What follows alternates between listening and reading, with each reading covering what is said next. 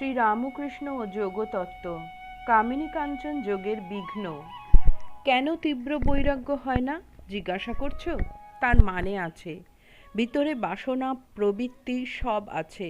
হাজরাকে তাই বলি, ও দেশে মাঠে জল আনে, মাঠের চারিদিকে আল দেওয়া আছে, পাছে জল বেরিয়ে যায়।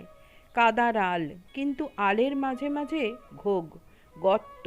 প্রাণপণে তো জল আনছে, কিন্তু ঘোগ দিয়ে বেরিয়ে যাচ্ছে। বাসনা ঘোগ। জপ তপ করে বটে, কিন্তু পেছনে বাসনা, সেই বাসনা যোগ দিয়ে সব বেরিয়ে যাচ্ছে। মাছ ধরে সাটকা কল দিয়ে, বাঁশ সোজা থাকবার কথা, তবে নোয়ানো আছে কেন? মাছ ধরবে বলে। বাসনা মাছ, তাই মন সংসারে নোয়ানো রয়েছে। বাসনা না থাকলে মনের সহজে ঊর্ধ্বদৃষ্টি হয় ঈশ্বরের দিকে। কিরকম জানো? নিক্তির কাঁটা যেমন। কামিনী কাঞ্চনের ভার আছে বলে উপরের দিকে কাঁটা, নিচের কাঁটা এক হয় না, তাই যোগও ভ্রষ্ট হয়। দীপশিখা দেখো নাই, একটু হাওয়া লাগলেই চঞ্চল হয়।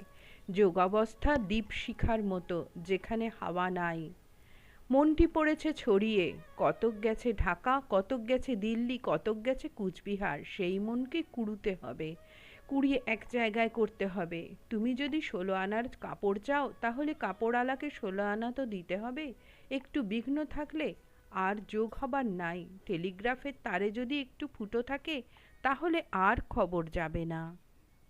জয় ঠাকুর।